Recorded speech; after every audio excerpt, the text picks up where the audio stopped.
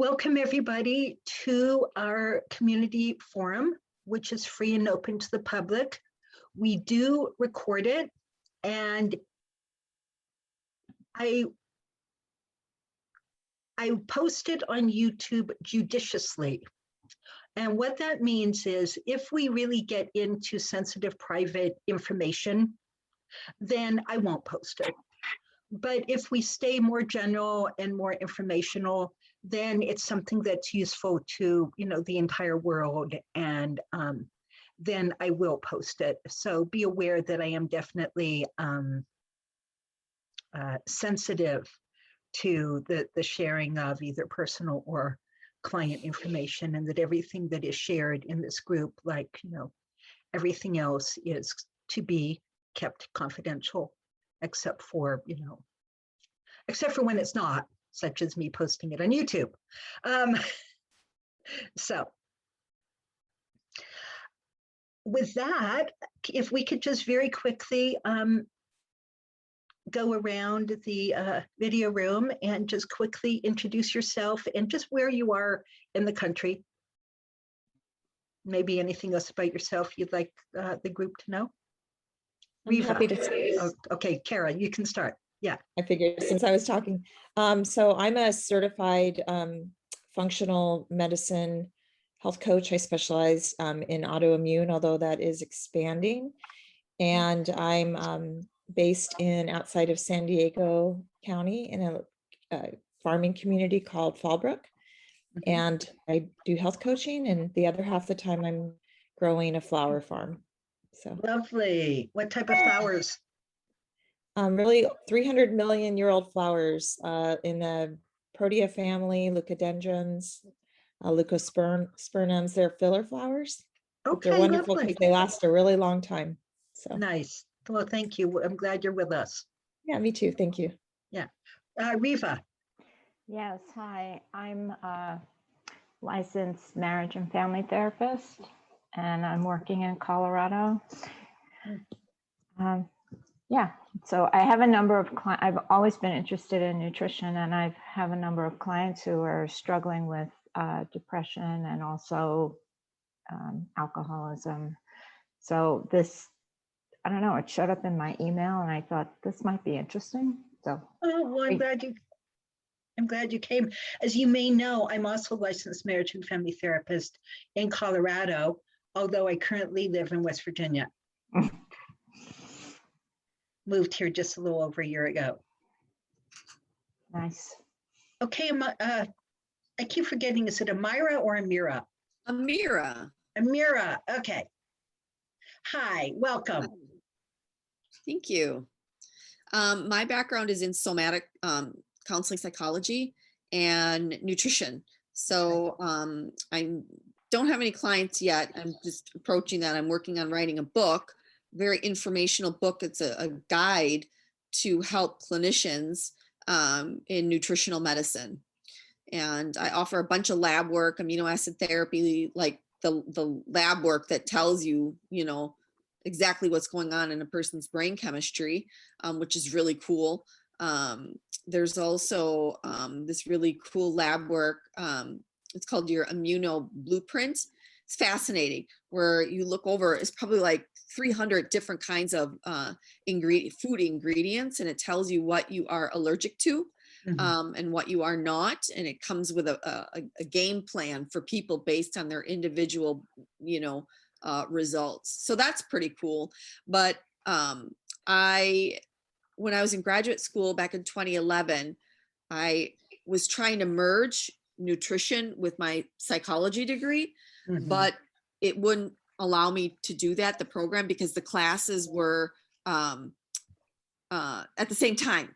So I couldn't do that. And I've been interested in this stuff for a long time. And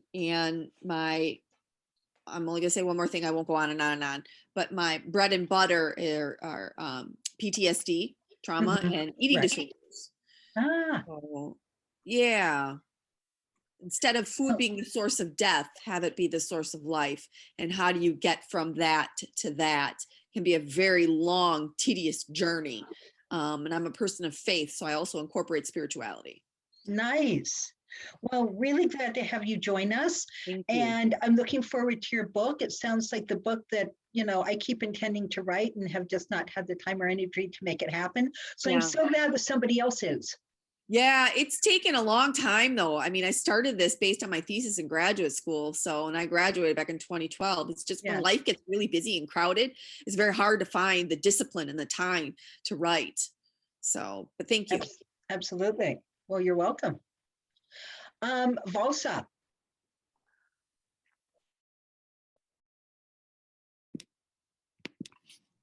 Hi, so I'm a physician, internal medicine physician.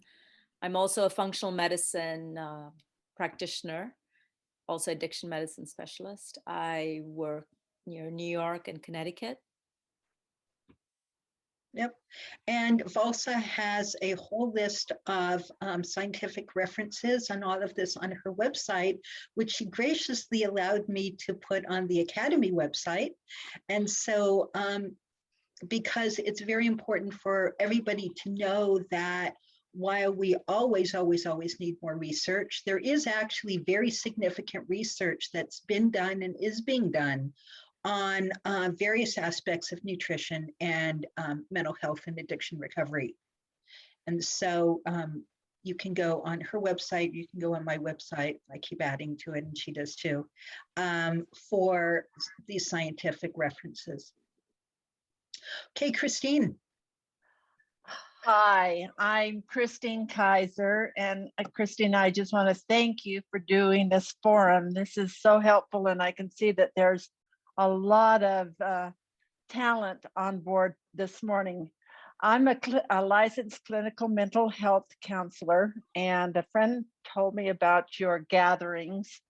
And so I'm just kind of interested. Of course, I deal with a lot of folks who are experiencing trauma and depression and anxiety. It's pretty prevalent right now. I have my own private practice and I also work in an agency. So I'm kind of eclectic, very, holistic, where I want to learn as much as I can about all the different areas and the knowledge that's out there. I love helping those who are struggling with different areas of their life. And I know nutrition is a big part of the battle. And, just like somebody just said, we use food to live and not to harm ourselves. But anyway, I'm here to listen and learn, and I hope I can contribute. Well, welcome, Christine. I'm glad you're with us. So many of you mentioned depression and anxiety, and I wasn't actually going to focus on those today, but I think I'm going to bring them back in, but in a slightly different way. Those of you who've taken my course or know me know that I talk a lot about the use of amino acid therapy to rebuild neurotransmitter systems, to reduce symptoms of depression, anxiety, insomnia, etc., when they are due to depleted neurotransmitters, and also to rebuild the depleted addicted brain, because depletion of neurotransmitters is what drives tolerance and then often cravings and recurrent use. And this is what we teach in our level 1 training. It's the use of diet, amino acids, and other key nutrients as cofactors. But in the advanced course, we apply all of the tenets of functional medicine to addiction recovery and all of the underlying drivers of emotional discomfort, the things that drive us to want to self-medicate, and then major mental illness such as bipolar, schizophrenia, OCD, the things where there's a whole wide variety of very creative medications being put people on. But since there's been, the mention of depression and anxiety, what I want to do today is talk about how all of these underlying drivers can cause anything and everything in susceptible people. So just start by reminding us, as I always do, that it is our brain, when it is our brain's job to allow us to cope with stress gracefully. But to do that, it needs to be both fed optimally, and that's what I teach in my level 1 training, but also to be in balance. And there are a lot of things that throw our brain off balance. And I want to talk about some of the ways that our brains can be thrown off balance and the consequences of that. When we think of some of these diagnostic categories, even things as broad as depression, anxiety, or ADHD, or schizophrenia, or bipolar, a lot of people want to think of these things as simple, singular entities. You know, it's like the way conventional medicine thinks of disease, that it's a thing with a set of symptoms that has one or at most two causes, and therefore one or at most two solutions. And it totally ignores the concept of the underlying terrain that can set people up to be susceptible, say, to an infectious disease, such as the one that the entire world is currently dealing with. But this is neither true for even infectious diseases. Even though there may be one cause, there are lots of factors that make a human being susceptible to a bacterial or viral infection. And that there's lots of ways that we can intervene, say, to support the immune system. So this is also true for all mental health issues, that it is not like one thing. Not all people are depressed in the same way. Not all people are anxious in the same way. Not all people express schizophrenia or bipolar in the same way. And so there are many different presentations of these disorders and many different causes, and therefore many different solutions.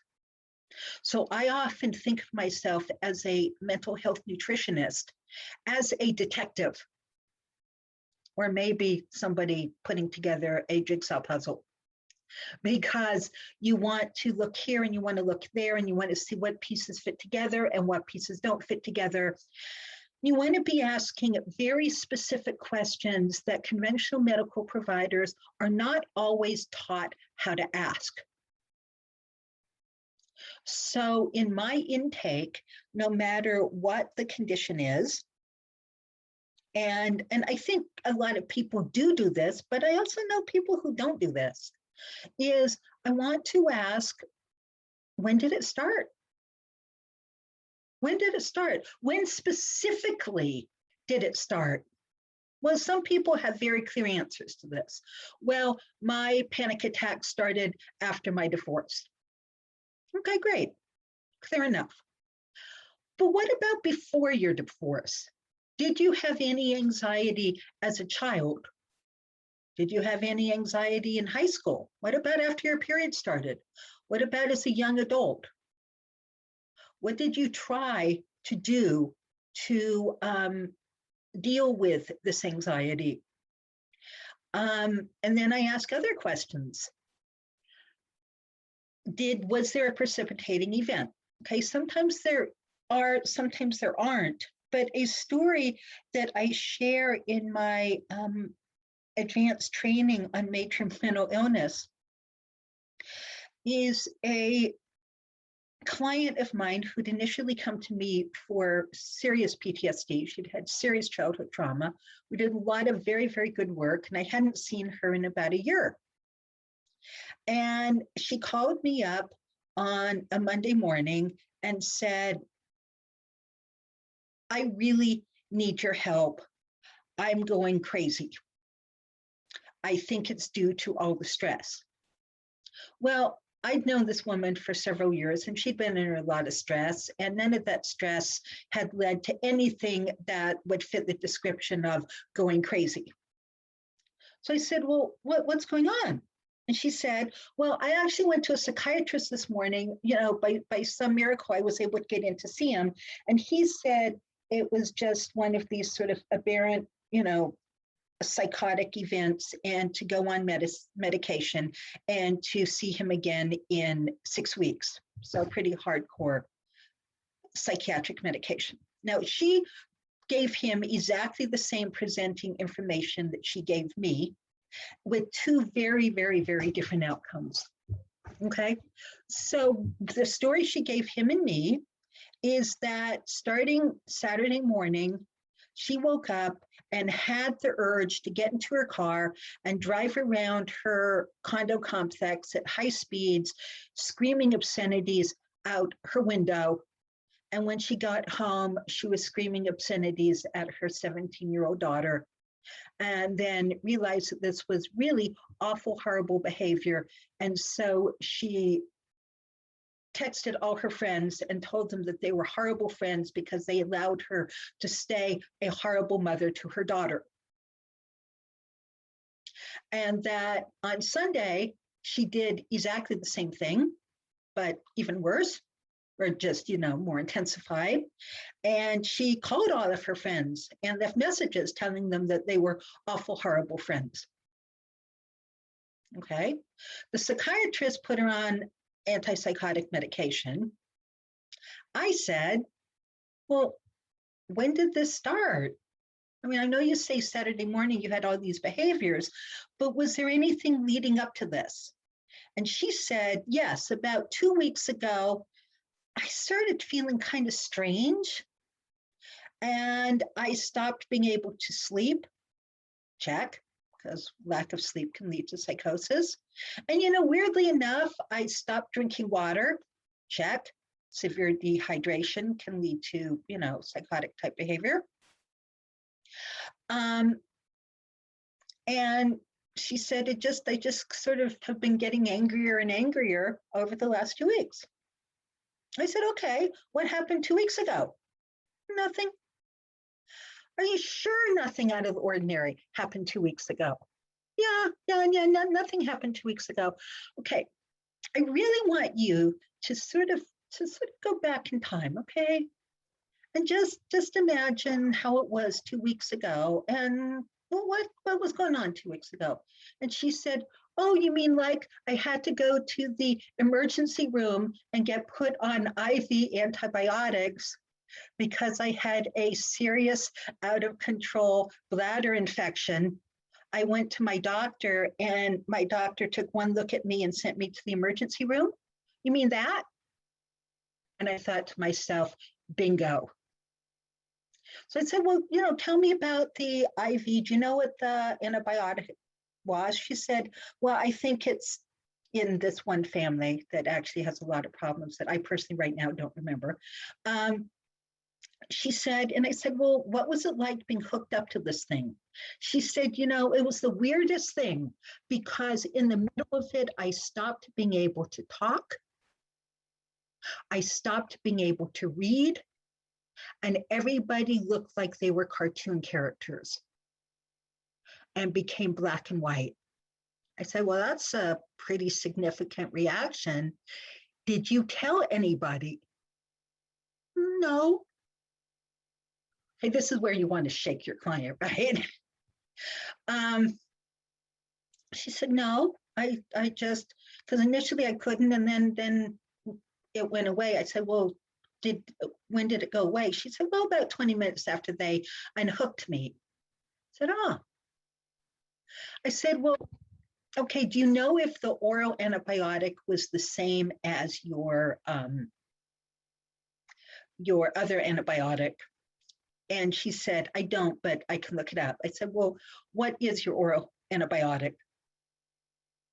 So we looked it up, and it turned out that this sort of thing was a rare side effect of that antibiotic. It was sitting right there in the PDR.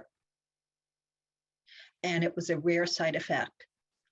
And I said, I'm not a licensed medical professional. I can't tell you whether or not to take your medication, but it's really clear right here that, this is a rare side effect of this medication. She said, well, I was supposed to stop it yesterday anyway. I said, okay. So you may want to just wait and see what happens. And I recommend that you drink a lot of water because you've really been dehydrated. And you may want to take some of these supplements just to help you sleep tonight. And she called me a couple of days later. She chose not to go on the antipsychotic medication. And within 2 days, she was back to normal.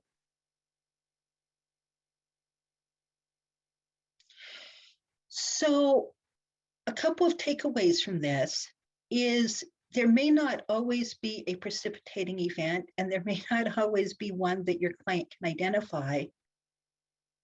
But if somebody's been okay and then they're not, there's a reason for it. And it really helps if you can be patient enough to dig under the surface to see if the reason will emerge. In this case, the reason emerged. She was having a rare side effect to both her IV antibiotic, which may or may not have been the same as her oral antibiotic. And I suggested to her that she actually call her doctor and report it. I didn't. I probably should have called the CDC and reported it. I didn't. But these are important questions to be asking your clients and your patients. Before we go on, just any questions or comments about that story?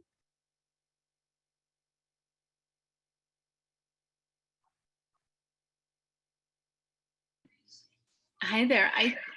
It's Lisa from Denver. I think the one thing that I just am struck by is, as a therapist first, who's now been doing this training, I could see how when you could just stay in your own lane and sort of track, what happened, and deal with those symptoms, what happened in a different way. But to be able to put this other hat on and dig in differently, it just feels so important and so holistic. Like it's you get the whole picture. I just really appreciate that. Mm-hmm, mm-hmm. Right, because I could have gone down the route of, well, what made you so angry at your daughter, or what was happening in your life that made you so angry that you wanted to scream obscenities to the entire neighborhood. Right. You could have got caught up in what she was yelling, those feelings in that moment. Right. Right. But it was so out of the ordinary for her, and it was so clear that it wasn't actually stress related, that I knew there had to be a precipitating event. And now, I just hoped I could find it. I had another client with a much sadder end to the story. He came to me because he was on antipsychotic medication, and he was diagnosed, I think, paranoid schizophrenic. He'd been in the hospital for psychotic breaks. And somehow, and he was just sort of needing help in just managing his life. Okay. Somehow, over the months that I knew him, the conversation came up about his herpes and how he was not on herpes medication right now. And he was actually doing really well in his life right then, which was really nice. But he felt that a herpes attack coming on, and that he just mentioned that he was going to go on this medication that he'd used before, and that he'd actually used another medication and then switched to this one. And because I invariably want to connect dots, I said, oh, what went wrong with the first medication? I don't know, I just didn't like it. But it was really funny because that was when I had my first psychotic break, and ended up in the hospital. Okay, check. So I said, do you mind if I look that medication up right now? So I looked it up in the PDR, and the type of psychotic symptoms he had were a rare side effect of that medication. And he was put on meds, came out, then taken off that drug. And, it was interesting because things kind of got better for him and he didn't need to be on meds anymore for a while. Then he was put on another herpes medication, and he just happened to have to get readmitted to the hospital for another psychotic break. So I looked up that medication, and his psychotic symptoms were a rare side effect of that medication. So I shared this with him, and he did not want to hear me because he was like, he so hated having his herpes that he was just like clenched attached to the medication. That, he didn't know anything else that could help him with the herpes. And he didn't dare not use the medication because herpes were so awful and so horrible. So I said, okay, I can really respect that. How about I call your doctor and just kind of, have a conversation about this with him. So he gave me a release, and I called up the doctor, and the doctor's response was, that's not possible. I said, well, it's in the PDR. That's not possible. You're wrong. The herpes medication could never cause those sorts of symptoms. I said, well, the timeline kind of fits. Nope, not at all. And that was the end of that conversation. And, shortly thereafter, the client stopped seeing me because there was such a great big break between his doctor and me. And I always had a lot of sadness about that story. Because I don't need to be right. I mean, fine, doctor doesn't have to believe me. But it felt to me really sad that this poor patient was caught between like a rock and a hard place. And, I don't know if that story went any further. And I'm certainly not wanting to say here that when people have major mental health issues, it's always due to medication. Those are just two really intense stories that remind me that you really want to be looking for unexpected precipitating events. There are other major mental illness symptoms, say, that can come from late stage Lyme disease. When it gets into the brain and can cause all sorts of symptoms that would be medicated if people don't understand. I mean, maybe they need to be medicated anyway, but it really helps to understand what can come from brain inflammation. Some of you know the story. I had a student recently in my internship group who had a client, ended up taking on this woman as her client. It was her boss at a sober living house. And over the previous couple of weeks, the boss's behavior was becoming more and more erratic.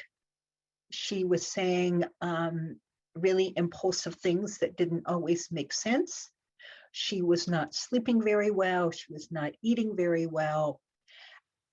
She was feeling like she was working way too hard, and that everybody was piling all this work on her, but she wasn't coming to work. So she wasn't actually doing the work. And everybody, the only thing that most people could think about was that she had relapsed.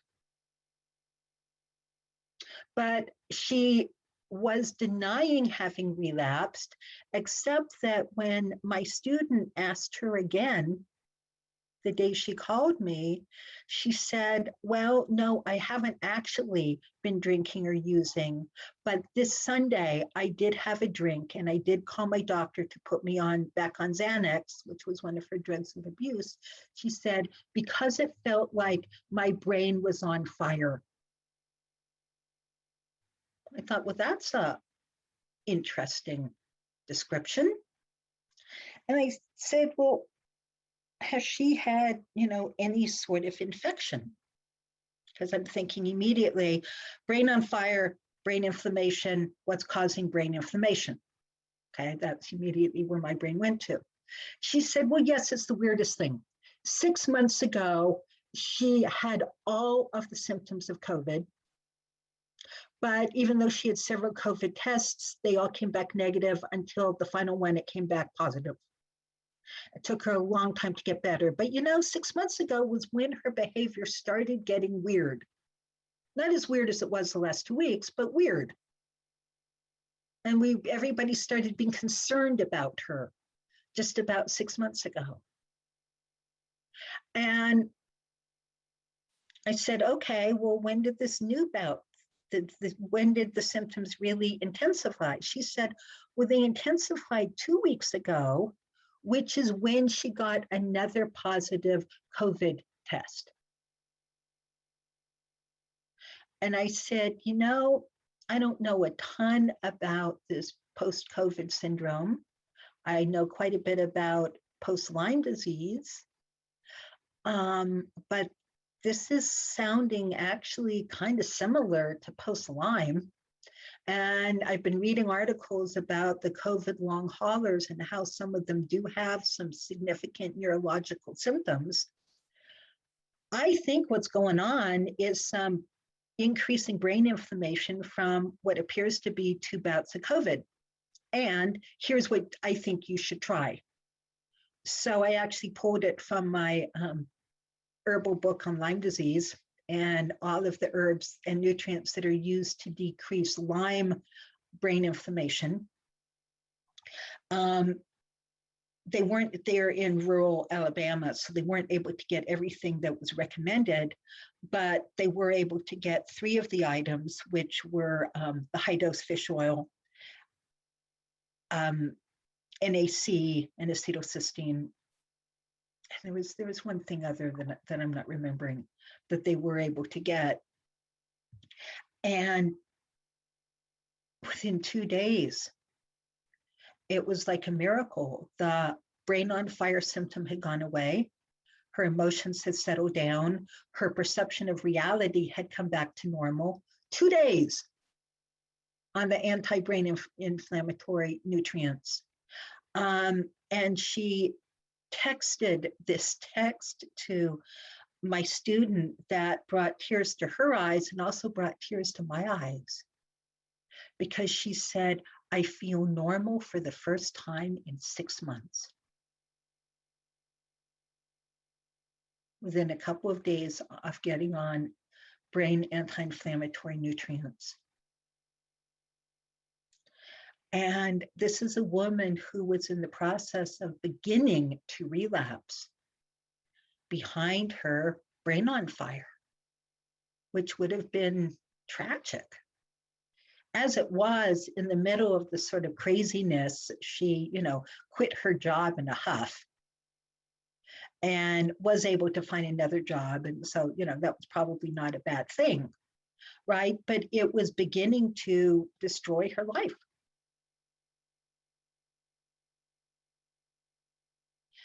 So these timelines and understanding what are some of the things that happen that can cause psychiatric symptoms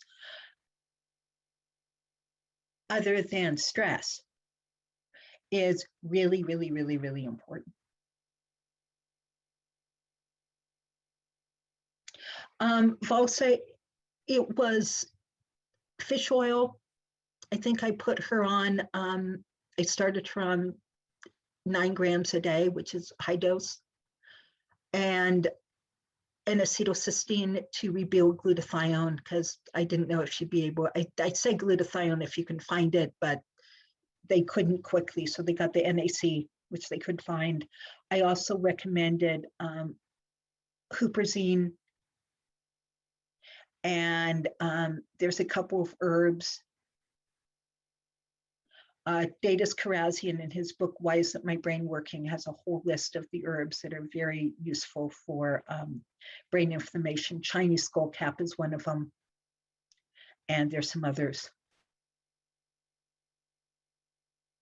But all she went on was the NAC, the fish oil, and the one thing that I'm not remembering, and it was sufficient.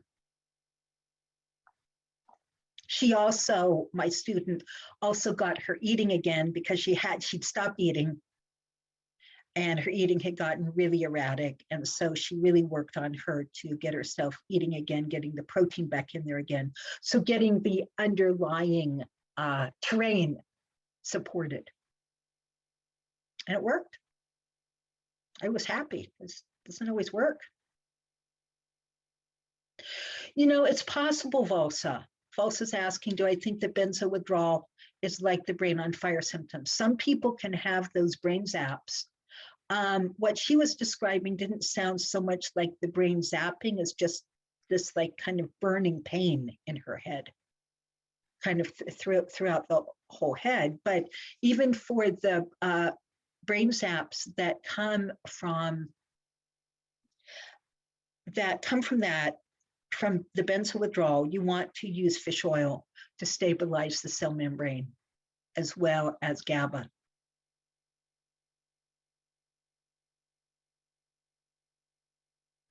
So any thoughts, comments, questions?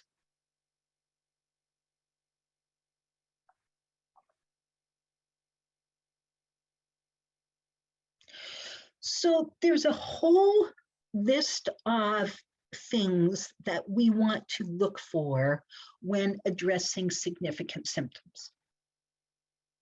Okay, so asking the time question is very, very useful, but then you really want to dig in, and there's kind of a flow chart that I keep in my head, and that is, where do we first start? Well, we first start with diet.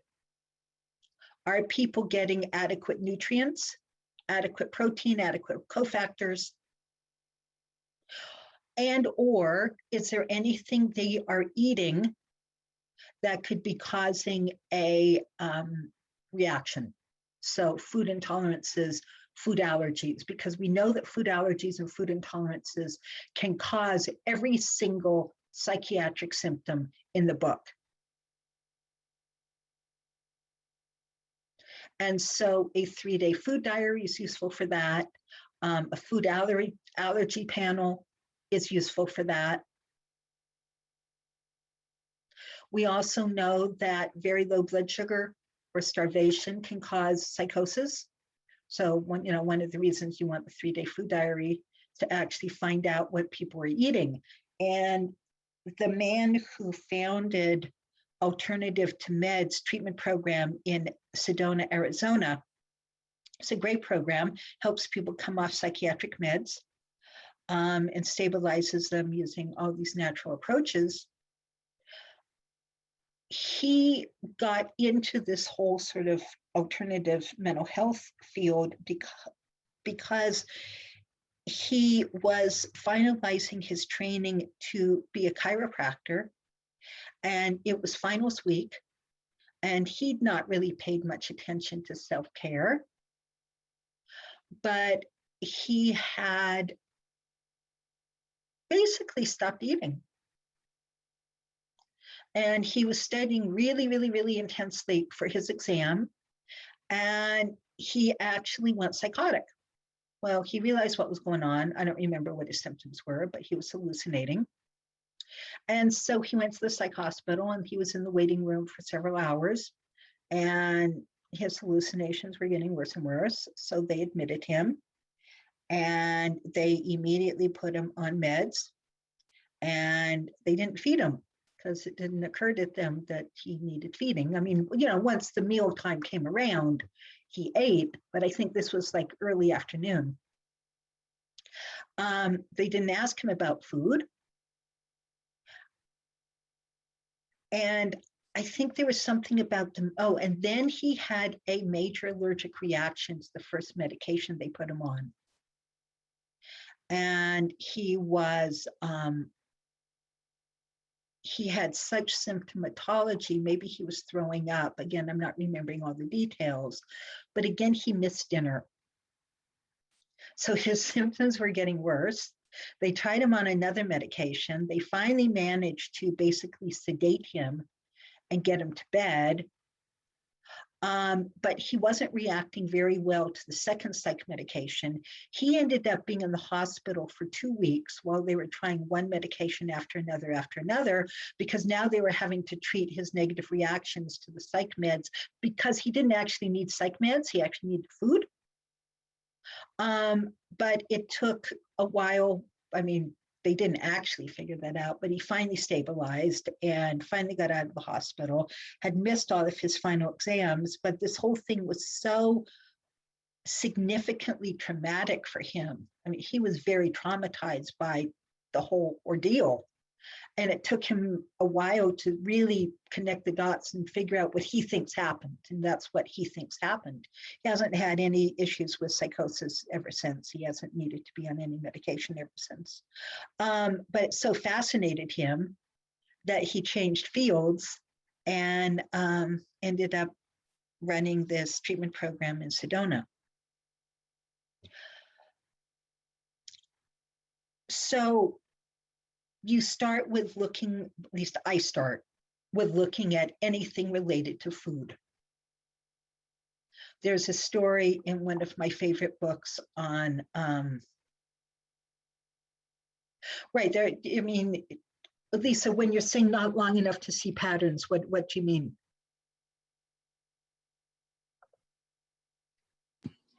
I think I got a 3-day food dog recently, Mhm. and it seemed fine,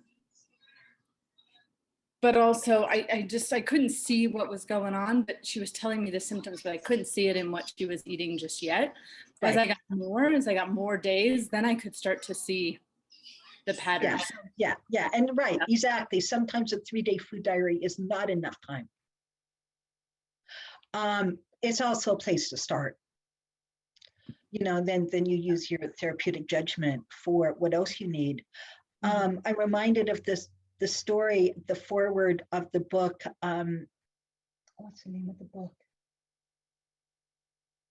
Brain Allergies by Dr. Philpott. And I think it was him who talked about the way he ended up becoming a specialist in clinical ecology, which is one of the names for really studying how food can create psychiatric symptoms. He was in his residency for his medical license, and he'd grown up on a chicken farm and had been sane, you know, at least relatively sane and normal. He went on a 2-week backpacking trip, and about 3 days before he got home, he pretty much ran out of food.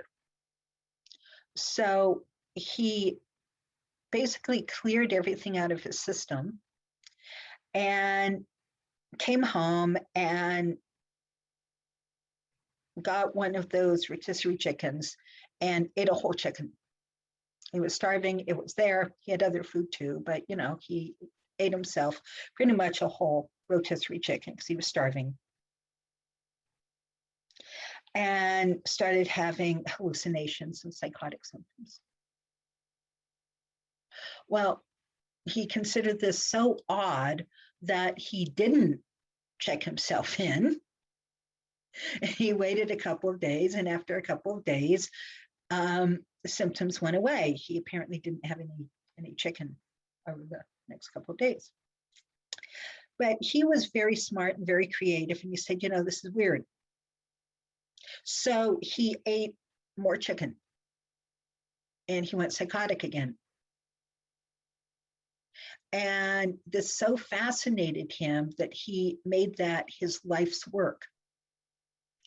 And what one of the things is that they learned is that it mostly takes 4 days for an allergen to get out of your system. This is not 1,000% correct, but in general, It takes 4 days to get an allergen out of your system. And he had cleared all eggs and all chicken and everything out of his system when he'd done that inadvertent fast. So when you expose yourself to a food you're actually allergic to again, you will have a full unmasked reaction. So he had been sensitized to chicken, being raised on a chicken farm, but his system had kind of acclimated to it, and he may have had masked symptoms. He doesn't tell us in the story, but they weren't overt. But when he had done this inadvertent fast and then had chicken, the full unmasked reaction became very clear. And then he didn't have any for 5 days and then ate chicken again, the same thing happened. So we know that this is why I'm saying food intolerances can cause any psychiatric symptom under the sun.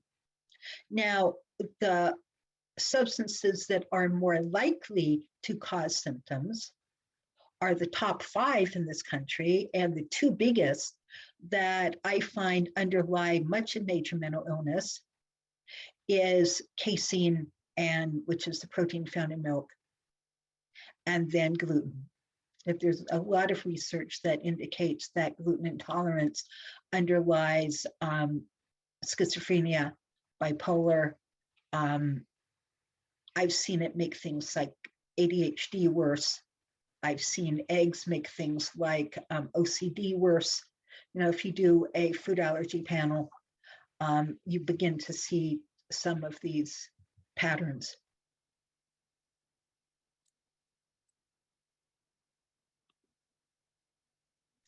Well, Kara's saying that she sees a lot of males who get very angry when eating gluten. Absolutely. One of the incidences that made me realize that maybe I had a problem with gluten, and it turns out that I was diagnosed with celiac disease when I was 2 years old, but they didn't know the gluten connection then. So I grew up ill eating gluten, and nobody was able to figure it out till I was 30. But just before I went to a nutritionist who figured it out when I was 30, I had discovered 2 really odd things. One is several years earlier, I had driven across country with my mother, and I found that I had to be really careful about what I ate. Turned out that if I ate anything with bread or a bun or toast, I would fall asleep while driving.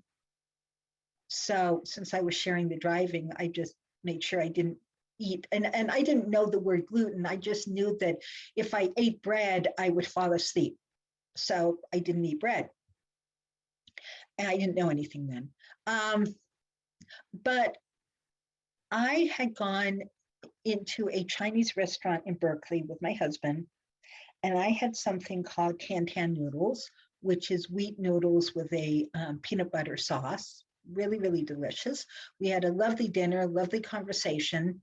Over dinner, everything was totally copacetic. We get out onto the sidewalk, and I start screaming at my husband at the top of my lungs, which is not normal behavior for me. I thought that was really weird. And I'd begun to notice that not only did I fall asleep when I ate gluten, but I would also get kind of mean and nasty. So I was beginning to put the clues together before I went to this nutritionist who said, well, why don't you go off gluten for 4 days and see what happens to your fatigue? And on day 5 off gluten, I felt like I was alive for the very first time in my entire life. And one of the things that got better for me off gluten, not only were these odd, angry outbursts, and by the way, I have the same type of angry outburst when I eat soy. So soy is one of the top 5, so I also don't eat soy because I get very mean if I eat soy. I mean, like out there mean. And I get out there mean, by the way, if I eat garlic.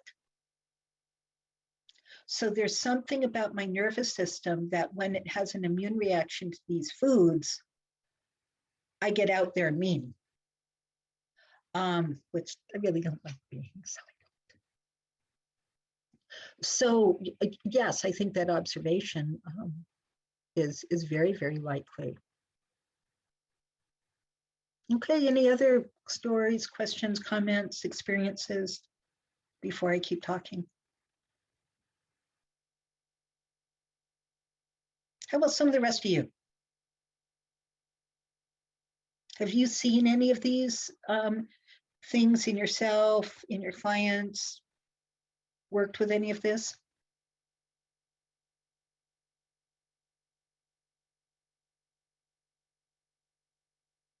Christina, in general, in functional medicine, we often ask people who have multiple chronic illnesses to do something called an elimination diet, like empirically take away 6 of the most common allergens. That includes milk and corn and wheat and eggs and shrimp. I think there's one other one. So And soy. Soy is one of Soy. the top 5. Yep. taking them away empirically for 3 weeks, because I think you were mentioning a few days, right? But in functional medicine, they say it takes about 3 weeks to clear out the IgG, Right. which is the immunoglobulin. So that's one of the ways to empirically see if some of the chronic symptoms resolve.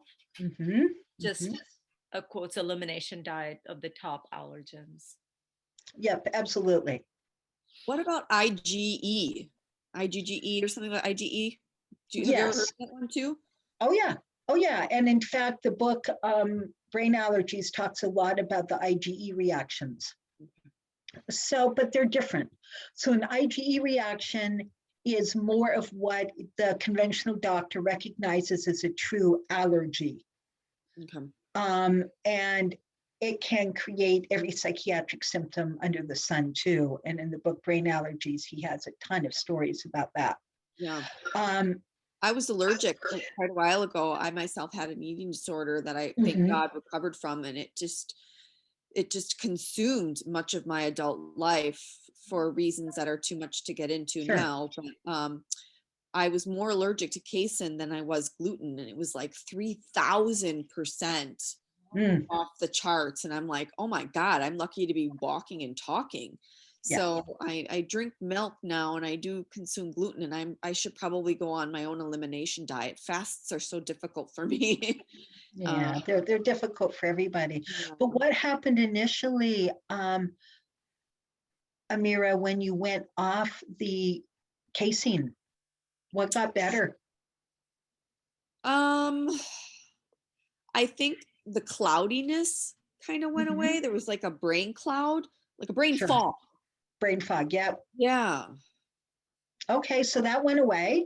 it did. And anything else get better? The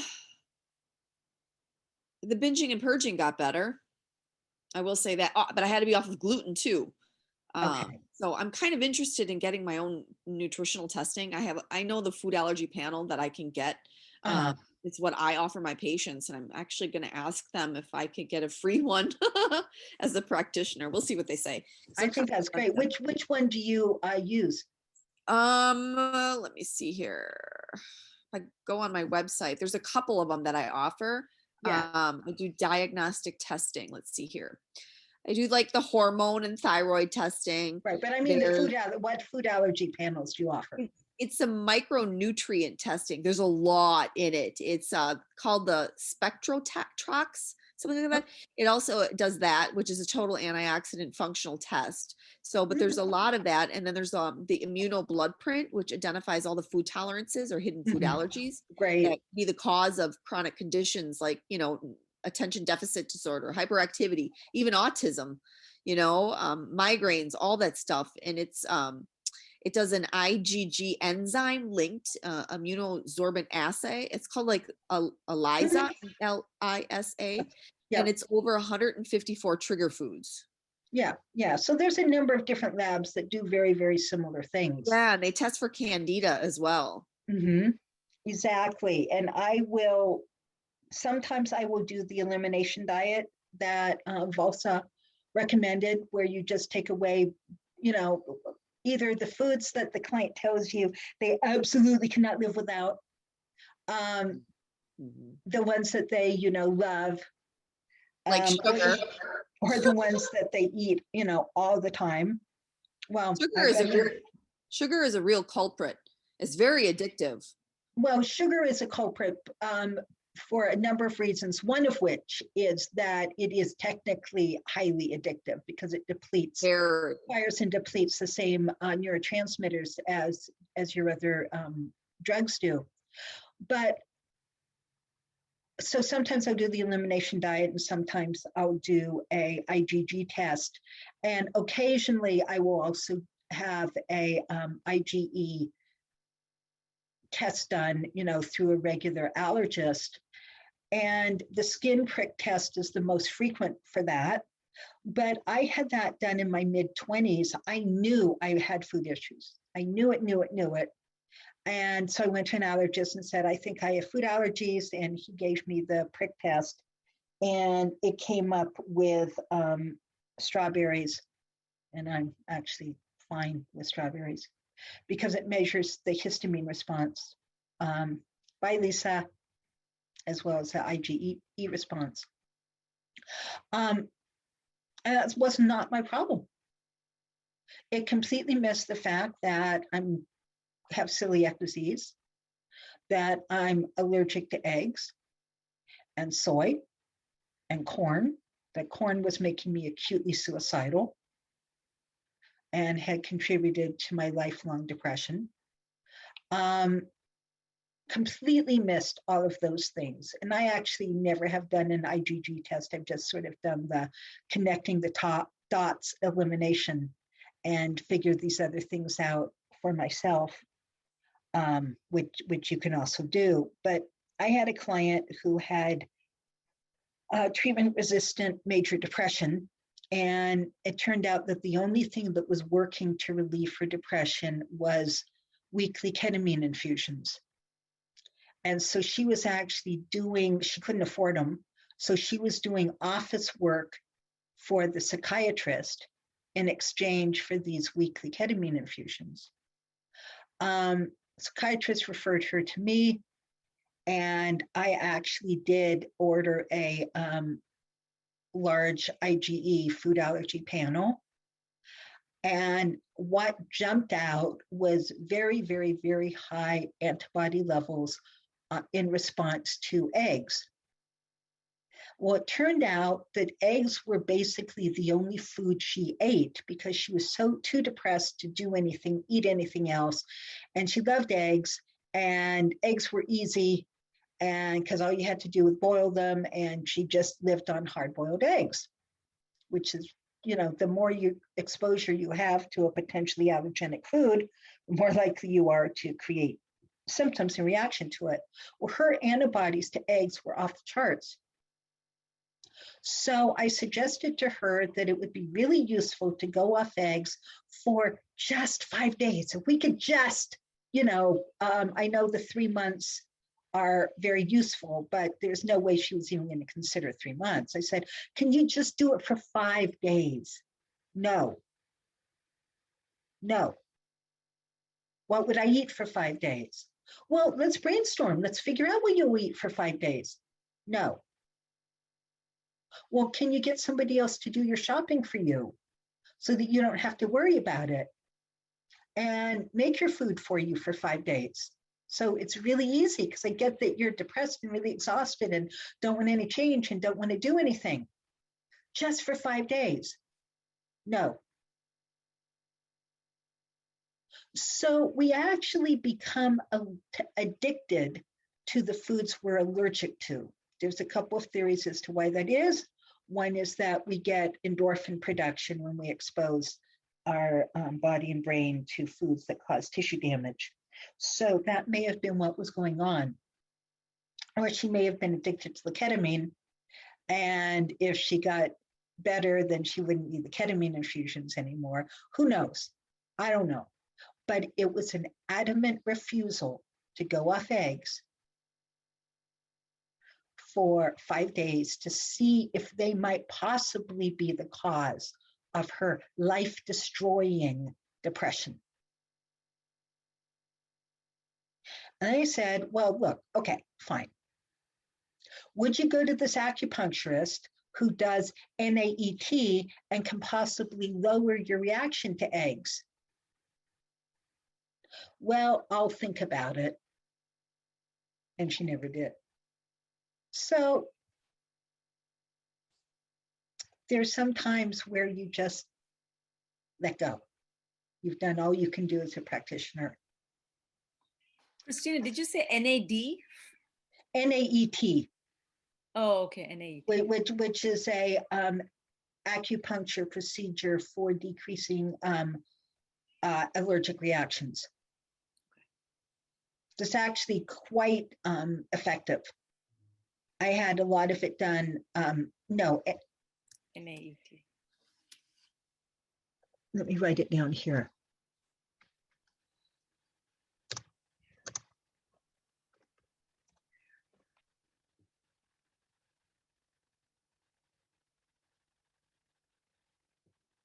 Acupuncturists have to get a special certificate and special training for this. It's very useful. I did a lot of it to lower my corn allergy because it's really hard to not get corn by mistake. And so I did the NAET so that now if I get corn, I just get depressed and irritable. I mean, I still think it impacts my serotonin levels, but it no longer makes me acutely suicidal. So the NAET is useful. So anyway, that's the first layer, right? You want to work with food, make sure that there's the right food and nutrients coming in and that you are eliminating whatever foods might be causing trouble. Then you want to work on digestion, make sure that the foods are being digested and absorbed, and you work on the gut. I won't go into that much here, but you want to address all of that.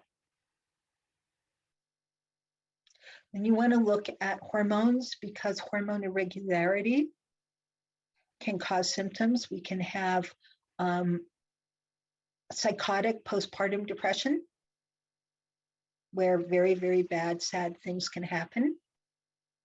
And so we want to, for instance, when people become psychotically postpartum or even just nastily postpartum, right? It's bad enough, even if you don't want to kill your children. You want to look at what the underlying causes might be of postpartum depression. And there's several of them.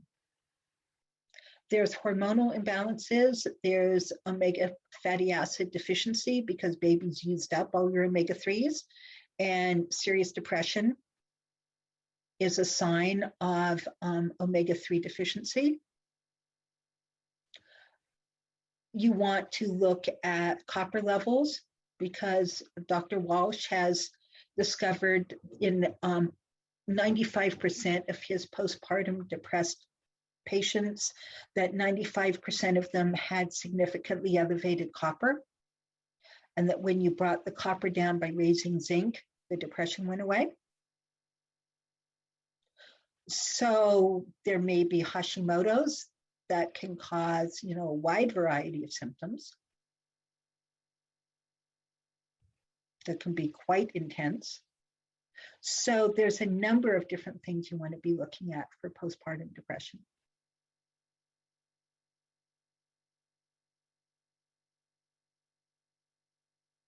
Now, one of the other food things I wanted to talk about was there's a particular people from particular ethnicities that include Gaelic and Scandinavian that have significant difficulty in the conversion chain from omega-6 fatty acids, the vegetable oils, into GLA, gamma-linoleic acid, into PGE1, and which is an anti-inflammatory set of brain chemicals. When PGE1 is significantly depleted because you can't convert vegetable oil into GLA, into PGE1.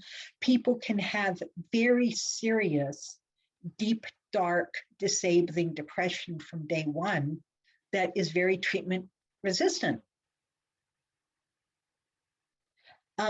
Alcohol and raising histamine can actually relieve that depression temporarily, which could be one reason why there's a lot of heavy drinking in Ireland and the Scandinavian countries, Gaelic countries. When you stop drinking, when these people stop drinking, this deep, dark depression can come crashing back in and make people suicidal. Evening primrose oil and borage oil contains GLA.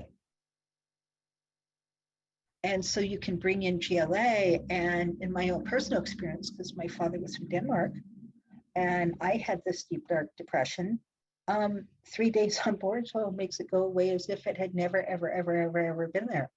Most bizarre thing in the world, just like poof.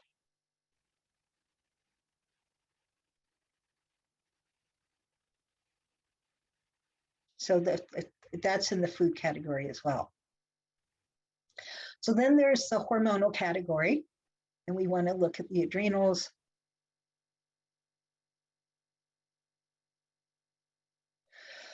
Oh, Amira, that is a really, really good question. And yes, theanine can help decrease the surge, because theanine blocks adrenaline and cortisol and norepinephrine. Not 100% blocks it, but softens it. There's some other things that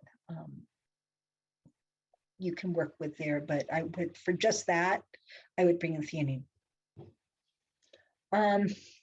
THEANINE. Start with 100 milligrams at a time. You may need more.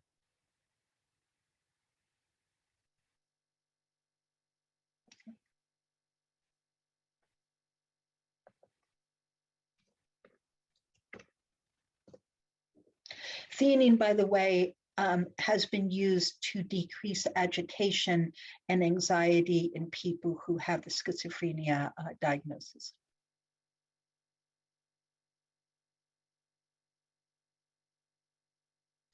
So one of the things that you really need to be looking for hormonally is Hashimoto's, which is an autoimmune disorder that most conventional doctors don't look for, that can cause significant mental health challenges, both on the anxiety side of things as well as on the depressive side of things.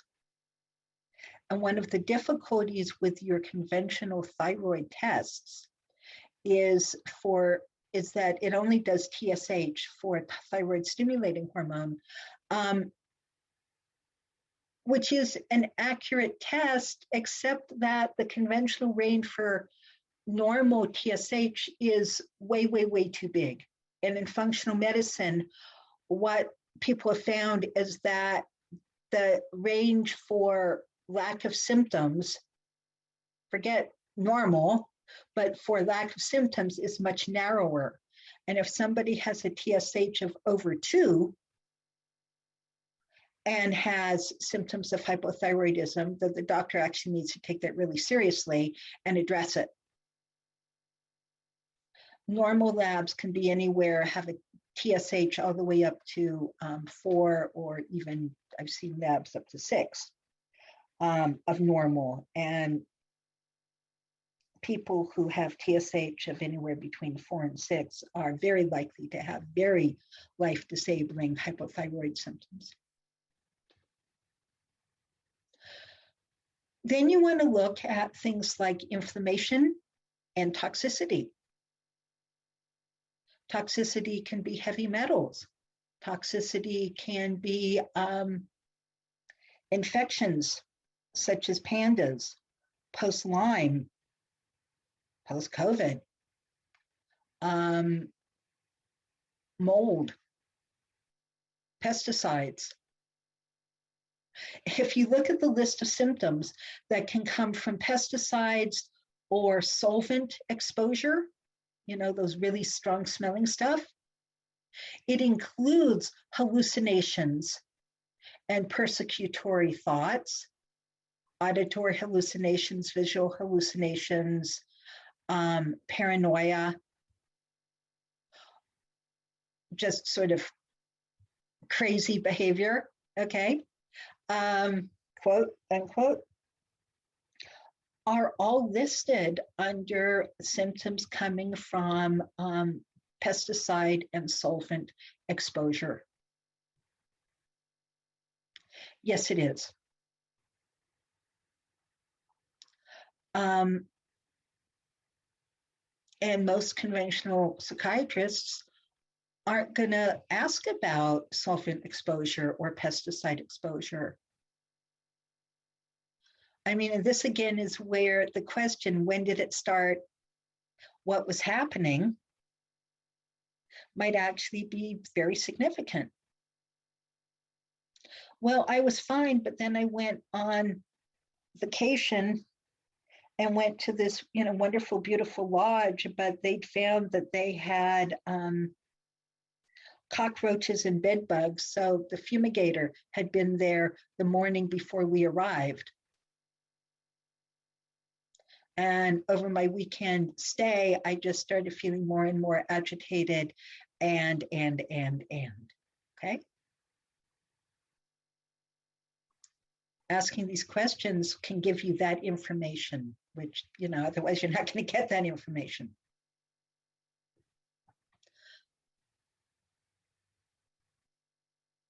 And then you just want to put it all together, right? Because it may be a little bit from this category, a little bit from that category, a little bit from another category.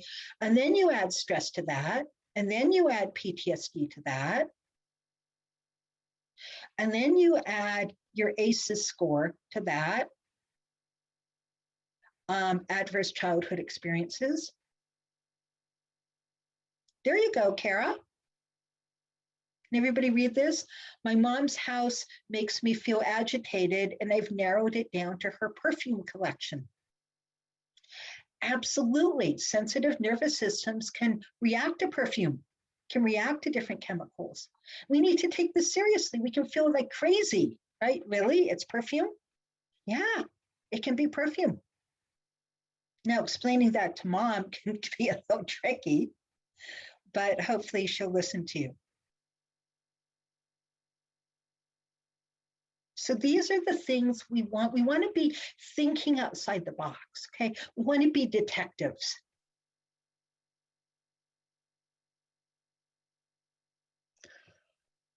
In my experience, the more complex the disorder, the more likely there are to be several biochemical elements as well as several emotionally caused elements.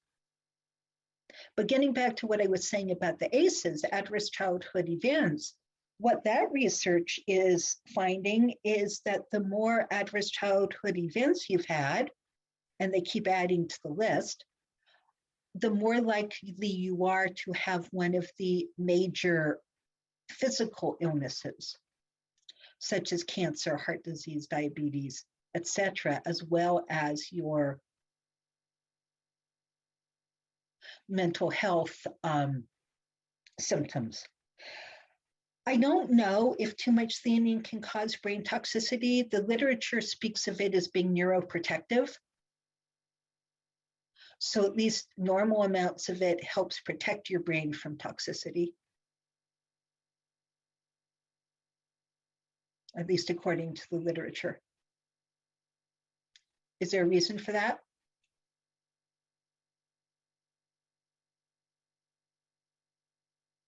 You can talk.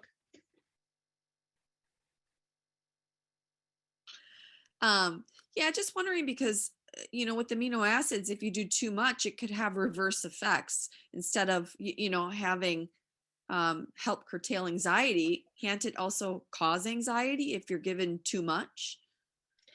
Theanine does not appear to, because of the ways in which it works. GABA can definitely, if you get too much GABA, it can appear to convert back to glutamate and cause over glutamate symptoms. by, I guess she's gone. By Kara. Anyway, yes, GABA can definitely do that, but that's not necessarily true of the other amino acids. Tryptophan, none of that stuff you haven't found? Well, I mean, we can OD on everything, okay? Too much serotonin will give you Yeah. serotonin syndrome. Yes, so I'm not, you know, if when you take my classes, I have a top limit of what my typical dosing is. Okay. Okay, I never, ever, ever recommend, that's not true. I never, ever recommend to my practitioners to dose above a certain limit. I tell my students what my limit is, and I'm a very cautious doser. What I might tell my clients is, okay, you can carefully, slowly keep raising the dose until you get a small adverse effect, you know, because aminos aren't going to kill you unless you like take the whole bottle. Then Right. happen, To okay. help people with addiction medicine, you know, you mentioned 100 milligrams, but I also know they come in 400 milligram tablets. Yeah, So, they do. you know, just kind of do play around with Well, that. so what I do is I tell my clients what works for most people most of the time. Okay. And then I tell them that there are the outliers. So there's the client I had who read the book, The Mood Cure, realized she was low catecholamine, took one 500 milligram capsule of tyrosine and jumped out of her skin. Okay, Yeah. It was way too much for her. So then she followed Julie's recommendation and took one 500 milligram of L-phenylalanine, which is softer in its effect, and jumped out of her skin. Yep. So then she came to me, told me the story. I opened the capsule of L-phenylalanine, had her lick her finger, dip it into the powder, lick off her finger. And within 20 minutes, her treatment-resistant major depression had completely gone away. And she was bright-eyed and bushy-tailed with one fingertip of tyrosine. Interesting. Okay. Julia has a story of a woman with major depression, actually very similar symptoms. She gave her the 500 milligrams of tyrosine, nothing. 1,000 milligrams tyrosine, nothing. Sent her home with the instructions of keep raising it. You'll know that you've had too much if you get jittery and feel like you've had too much coffee, right? Or you get a headache. Okay, then let me finish the story. Oh, sorry. Okay, so the lady came back 2 weeks later, bright-eyed and bushy-tailed.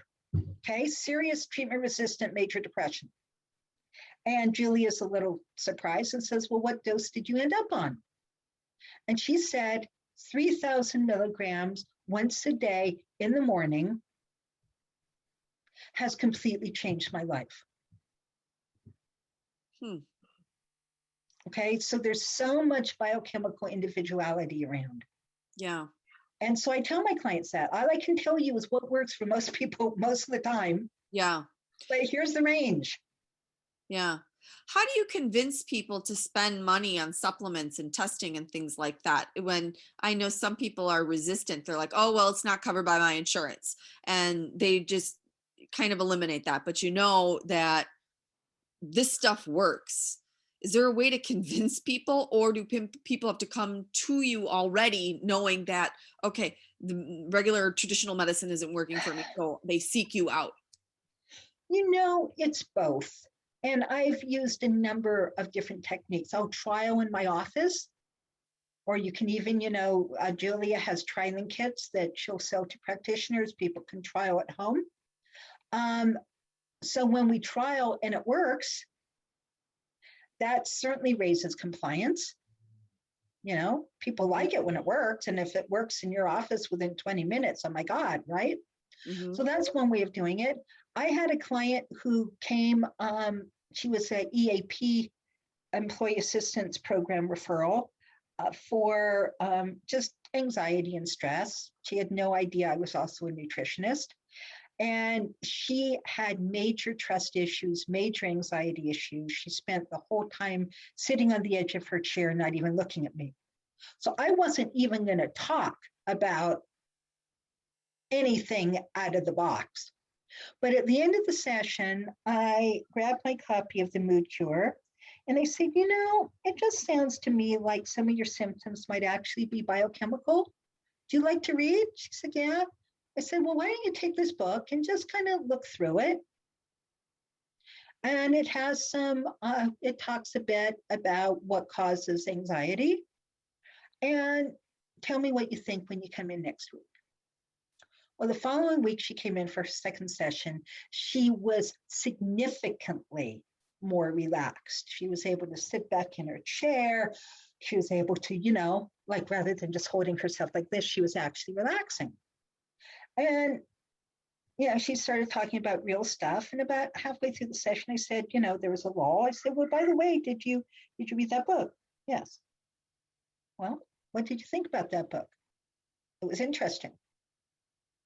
Oh, well, did you do anything with the information that was interesting?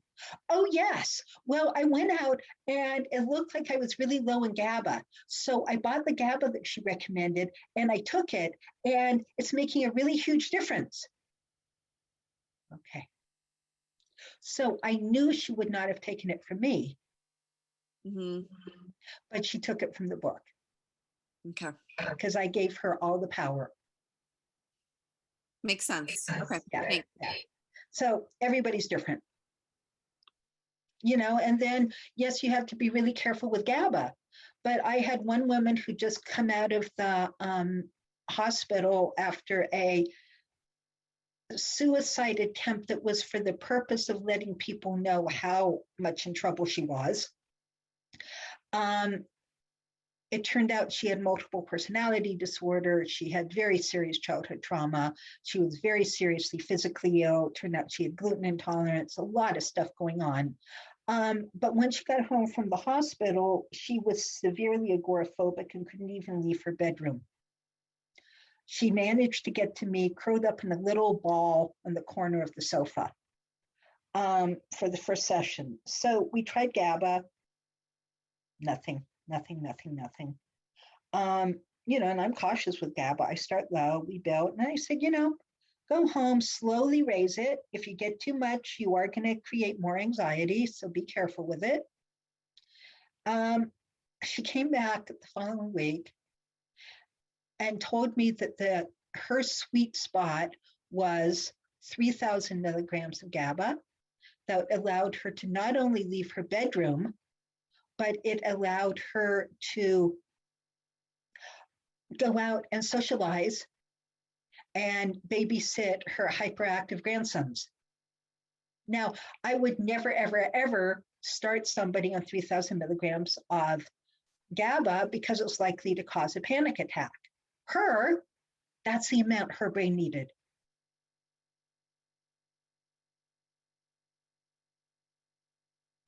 So you start with what works for most people most of the time, and then you're aware of the outliers. That makes sense? Yeah. And one of the things I do is I'll ask somebody, are you very sensitive? Are you very sensitive to supplements? Are you very sensitive to foods? Are you very sensitive to medications? Does a little go a long way? I ask that in my intake. And if they say yes, that's when I'll start with a fingertip, because I've already identified a potential outlier. And then we build from there.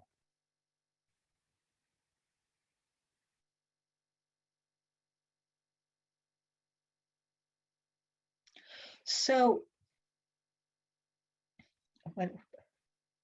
another story I wanted to tell you all that has gone right now. Any other stories or questions while I try to retrieve where I was? But that was a very good question, Amira.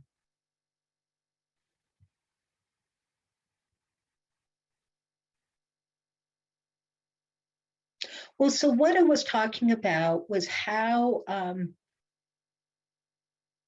you might need to look at a number of different factors, and you may need to work in layers. So I know for myself, I was seriously depressed from day one, and as well as seriously anxious. And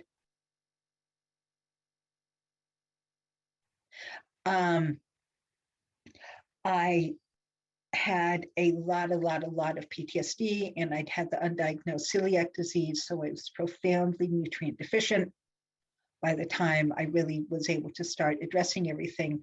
And so it took me a long time to address all the layers. I had 5 or 6 things causing the depression. And so each time I identified one of them, it got better, but it didn't go away. It got better, but it didn't go away until finally I identified the final piece. And then it stayed away. You know, even though I was still dealing with the leftovers of the PTSD, that deep, dark, disabling depression and the social anxiety was indeed gone. So you have to be patient, and you have to encourage your clients to be patient. And just know that you're going to stick with them through thick and thin until you've identified all the layers, and then you bring in every possible tool you can to speed up the process. I don't think amino acid testing is necessarily useful. I usually don't ask them to do it. I will use the diagnostic symptom chart. I don't want to use the word diagnostic, but the neurotransmitter depletion symptom chart that Julia Ross developed with Dr. Charles Gant, because what we found is that it's highly accurate 80% of the time. It identifies, it's based on the symptoms, deficiency symptoms that we know of low neurotransmitters. We know what the symptoms are of low dopamine or low norepinephrine. We know the symptoms of low GABA, of low serotonin, of the low endorphins. Okay, this has been very well researched over a period of time. So we know those symptoms. And so she has a very simple chart that I teach all my students, and we give to all of our clients to help us identify this. And as I said, when you dose according to it, 80% of the times, people respond very quickly and very clearly. However, there's that 20% when they don't. And then you have to identify what else is going on. And that's my entire advanced class, to identify all these other underlying drivers. And sometimes it's as simple as a cofactor deficiency. Somebody has pyroluria, which means they are not retaining their zinc and B6, so they're unable to turn the neurotransmitter, the amino acid, into the neurotransmitter. And so once you get that identified and put people on significant doses of zinc and B6 to address the cofactor issue, then people respond beautifully. So that's why I'm saying in my flow chart, I start here, but I don't always end here, right? You know, boom, boom, boom, boom, across all of the possibilities that I've already mentioned.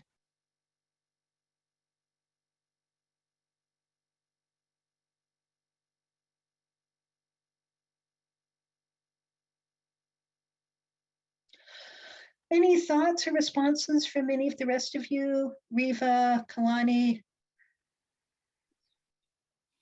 So I use the amino acid chart with patients, and I guess my issue is that I haven't really been sending them the trialing kit from Julia Ross. So, and since we're all doing well, at least I'm doing telehealth in New York, it's just a little hard to have them buy, all those different amino acids, targeted amino acids, and then do the trialing.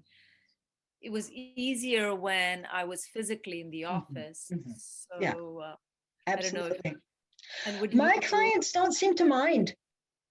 They just buy it? You mean the whole bottles? Yeah, they just buy the whole bottles. I let them know, look, this may not work, but I think it's going to, what works for most people most of the time. And most of the time they're willing to do it. But I also always start with food, and I make sure that people are eating optimally.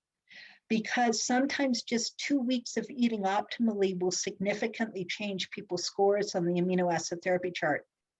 So I get a lot of patients with benzo withdrawal. Somehow people are Yeah. attracted. So with that, it's just really hard to Yeah, but figure with that, you know that theanine is going to work most of the time.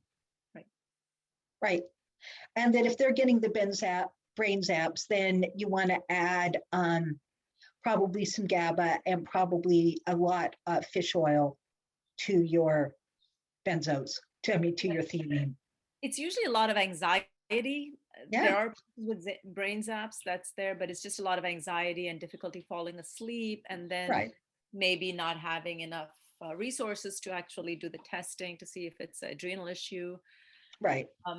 And then when you fill out the neurotransmitter chart, sometimes you see that they're missing certain targeted neurotransmitter. Yeah, I mean. Well, exactly. See, this is why I like doing the chart, even say with helping somebody off a benzo, because very often they're going to, it's not just the anxiety that the doctor put them on the benzo for isn't just due to low GABA. It might also be due to low serotonin. So as they're coming off the benzo, the low serotonin symptoms start popping. So you might also need to bring in some tryptophan before bed to help them sleep, or lower, support cortisol at bedtime to help them sleep, along with the theanine. But, I find that 400 milligrams, here we are, Amira. I find that when somebody is having significant withdrawal symptoms from coming off a benzo, that very frequently 400 milligrams of theanine 4 times a day, which is a very significant dose, does beautifully. Because whenever we're helping somebody off a drug or medication, you're using detox doses of the amino acids as opposed to kind of typical, depression, anxiety doses. The dose range is, it's comparing apples and oranges. Do you find that adding GABA, so you do the theanine first and then do you add GABA, or you just don't? Most of my clients seem to prefer theanine to GABA when coming off a benzo. And do you always do it outside of a meal? Because that's also a hard thing, something like Nope. 4 times a Nope. day. Nope. Okay. Or even the amino acids, do you do it outside of a meal or in between meals? Because that's what they say, because if you are doing the individual amino acids, if you have too much food, then there's less absorption. But then it's tricky trying to get the patients to take it without a meal, because, oh, I forget, and oh no, I was hungry, I had a snack, and can I still take it? Yep. All of that. So, there's no easy answers to these real life situations, Valsa. And so what I do is, the rule of thumb is you dose aminos between meals. Right. You have to do glutamine without a whole bunch of stomach acid around for it to be most effective. But even that's not 1,000% true. And you really want to do tryptophan away from other proteins. Okay, that's pretty important. The rest of them, if you have to dose it with food, you dose it with food. Maybe you have to raise the dose a little bit to get a more clear response. So we have the best of all perfect worlds, right? We've got best practices, and then we have whatever works. So you're saying that in your experience, this not taking it with meals is not that significant. You just need to raise the dose of the amino acid. Exactly. So my very first experience with amino acids was with my integrative doctor 35 years ago, who I managed to find one, was absolutely wonderful. She was also a homeopath. And she was just learning about tyrosine. So she wanted me to take 1,000 milligrams of tyrosine 3 times a day for my symptoms. We didn't know I had ADD then, but I did. But she wanted it for the low catecholamine depression. And I called her up after a month and told her it wasn't working. And she said, well, are you taking 1,000 milligrams every day, 3 times a day, the way I told you to. I said, well, no, because I keep forgetting, because I did actually have ADD, and I couldn't for the life of me remember. And I said, do you think it would be okay for me to take it with food? And she'd never had anybody ask her that question before because she was just learning this. But she said, well, you know, it's found in food, so I think so. I said, because I think I can remember to take it then. And I started taking, I did 1,500 with breakfast and 1,500 with lunch. And I was able to remember that. And it turned my life around. After how long? Took about a week. I mean, you know, it starts working very quickly, but to really notice it, right? And to really notice the sustained shift in energy and focus and drive, it took about a week. That's amazing, even with food. So yeah, I'm impressed. Yeah, yep, it worked. It really worked. And I needed to stay on the tyrosine for a good 10 years. I don't need it anymore, but I needed it then. She also got me on fish oil, which made the sun come out. You know, so for my depression, I discovered in college that I was allergic to eggs, that eggs made it feel like it was under a constant rain cloud. And then I realized I needed tyrosine. And then I realized I needed the fish oil. And then I discovered the borage oil. And then I and got on thyroid medication. Okay. And all of those helped. And none of them helped enough. And then one morning I woke up out of the blue, acutely suicidal. I had never been suicidal my whole entire life. I'd been seriously depressed, but I'd never been suicidal. And this one morning I woke up and I wanted to find the nearest bus to throw myself under. It was the middle of summer. And it really threw me for a loop. I mean, I was grounded enough. I'd had enough therapy that I wasn't going to act on the impulse. But it was a very strong impulse. And it really disoriented me. And it took a couple of weeks for me to start thinking, you know, for me to put my nutritionist hat back on. And it's like, wait, this is really weird. Where did this come from? Nothing's, okay, so this is another example of how you think through things, okay? It was like this, nothing has changed in the stress in my life. So this sudden suicidal impulse that makes it feel like life is so unworth living, it's not because anything's changed in my life. So what's changed? And, you know, I thought, well, you know, you have these food intolerances and food sensitivities. So it's very likely a food. Okay, top 5. What's changed in your consumption of the top 5? Well, what I realized by asking that question is that it was the middle of summer in California, and there was a lot of sweet, tender, juicy, lovely corn on the market. And I loved raw corn. Loved it. And so I was making, you know, corn salsa, and I was doing this and I was doing that. And it was just delicious. But what I had done was I had increased my exposure to a major allergen. And so I went off corn 100%. I even discovered that there was corn in iodized table salt. So I 100% went off corn. And on day 5, I was back to my normal, depressed, non-suicidal self. And so I dramatically stayed away from corn. And gradually, over the next year or two,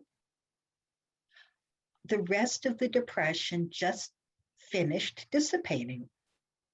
It just like finished dissipating. And then we moved to Alaska, and I was happy. I was actually completely non-depressed and as happy as a clam. And we were at a Mexican restaurant, and they had freshly fried corn chips on the table. Smelled really good. And I looked at my husband, I said, there are two types of food allergies, those that go away with non-exposure and those that don't. And there's only one way to find out, unless I want to do expensive testing. So if I get a food reaction, just remind me, okay, that it's just a food allergy. So I had my share of the corn chips.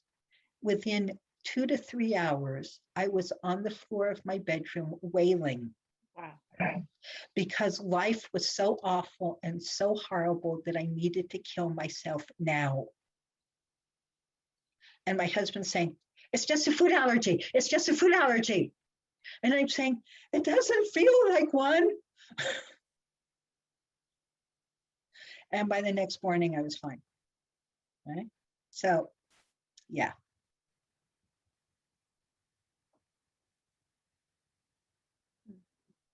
Can I ask you a question about the fatty acids? Like you say omega-3 and then you're taking omega-6. Why don't you combine the two? Is it just the dosing? Yeah, a lot of people do combine the two. I like to have flexibility. Right. Right. I like my flexibility. And one of my favorite doses of borage oil, because it just seems to work kind of often across the board, is 240 milligrams of GLA, which is more than you're going to find in much mixtures. You're right. Mm-hmm. You know, and for some people who don't need a significant amount, those mixtures that just have a little bit, that's great, right? Nothing wrong with that. But if you really need a significant dose, then you need to dose separately.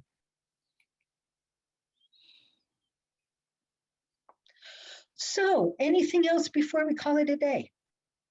Thank you, Christina. This was awesome. You're welcome. Riva, any final questions from you or from our telephone person? No, this has been very interesting. Thank you. You're so welcome. Okay, you all have a wonderful day. Bye-bye.